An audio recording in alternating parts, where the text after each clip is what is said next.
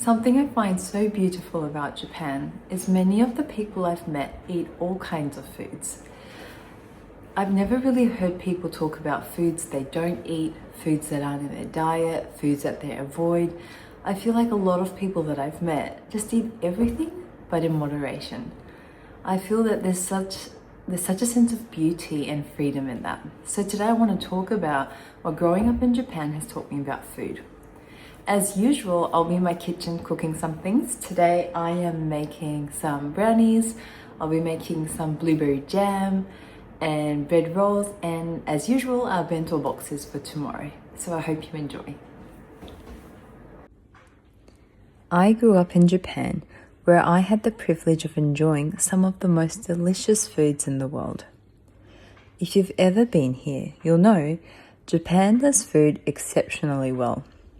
Sushi, soba, tempura, dairy products, award-winning desserts, even convenience stores are filled with meals that are satisfying. Japan truly is a land of delicious food.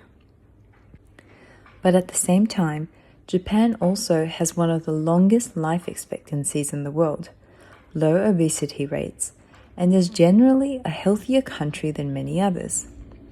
So it makes you wonder, how can a country with such incredible food also be so healthy? There are many studies on the Japanese diet and lifestyle, and of course, there are many factors involved. But from my personal experience growing up here, I believe one of the biggest differences is the mindset around food. People genuinely enjoy food. I don't often hear strong restrictions like, I never eat this, or that's not part of my diet. Instead, what you notice is balance and moderation. A little tempura with cold noodles. A beautiful patissier cake on a special occasion. Mochi with a little bit of sweet bean paste. Seasonal fish at a sushi restaurant. A small sweet treat with a strong cup of green tea. Nothing is too much, nothing is excessive, it's all enjoyed.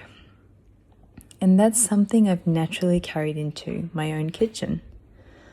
You'll see me use a wide range of ingredients. I'm not afraid of white rice in my bento boxes, a teaspoon of sugar in my tamagoyaki, or baking brownies to enjoy in the afternoon. For me, everything can be enjoyed, and there's a real sense of freedom in that. And personally, my faith shapes this as well. When we see food as a gift from God, something to receive with gratitude, there's less pressure, less guilt, and less need to overeat or restrict. We can simply enjoy it. And I think Japan expresses that beautifully. So many people I've met here enjoy all kinds of foods, just with balance, moderation, and freedom. I think that's one of the reasons I love cooking so much. In my kitchen, I get to bring together different cultures and flavors for my family. Japanese bento boxes, British scones, Anzac biscuits, they all have a place. In general, I try to use whole, nourishing ingredients, but nothing is completely off limits in our home. Food is meant to be enjoyed. So if you ever feel stressed around food or it causes anxiety, maybe taking one small step back, seeing food as a gift, and learning to enjoy it in moderation might gently help over time. Japan doesn't heavily restrict. It's a country where there is a sense of freedom around food, in my personal opinion. If you'd like to see more of my day-to-day cooking and simple kitchen life here in Japan, I'd love to share that with you. Thank you so much for being here, and I'll see you next week.